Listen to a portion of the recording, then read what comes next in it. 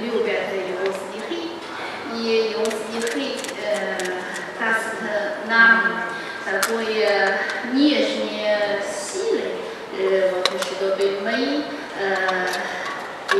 чтобы у нас была такая сила или стойкость в жизни.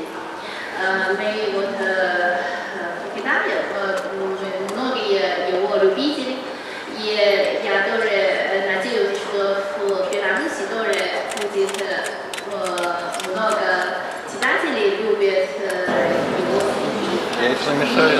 Надеюсь, что Нет, просто за свет. вы можете познакомить китайские культуры, китайские мудрости жизни или китайские современные жизни.